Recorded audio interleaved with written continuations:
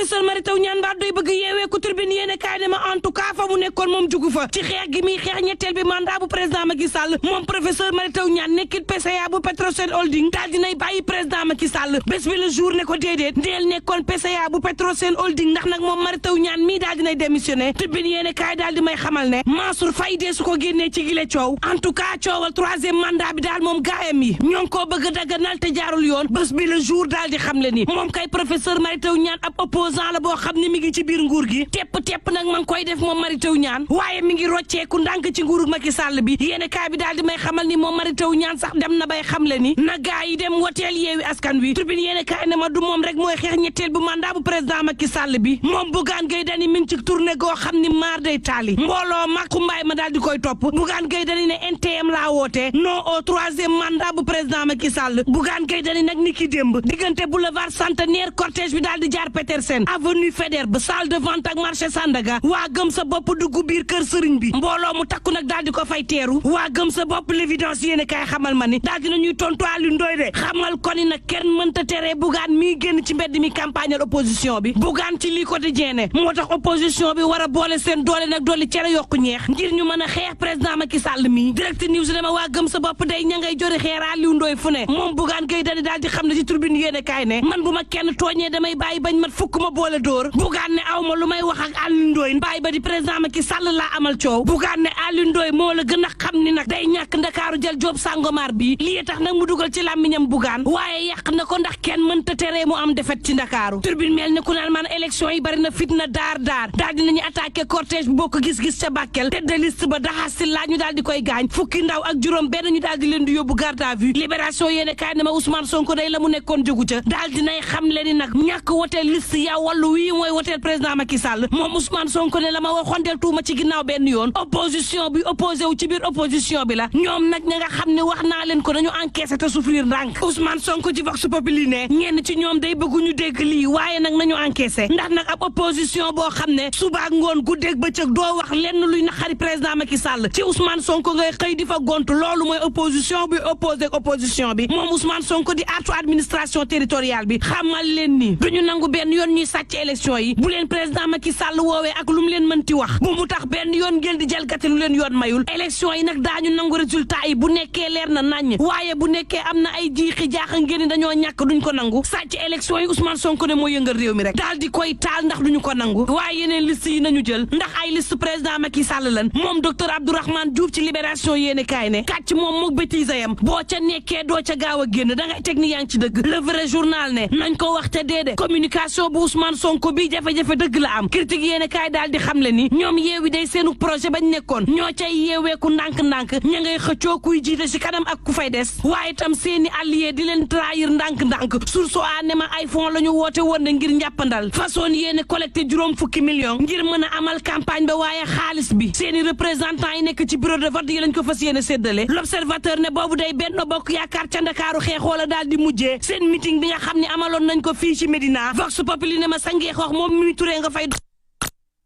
dafa rafetlu bu baax a baax taxawaayu soxna yi ci boobule gox direct news daal di may xamal ne Amadou Ba day ma ngay doxal diggante Massalikul Jinaan Parcelles Assainies Mermoz Koki ba Saint-Louis ab VSD bu doy waar la Amadou Ba amal ca Massalikul Jinaan moom imam bi daal dina ko fay ñaanal ay association yoo xam ni Manga 2 moo leen jiite di jàppale Amadou Ba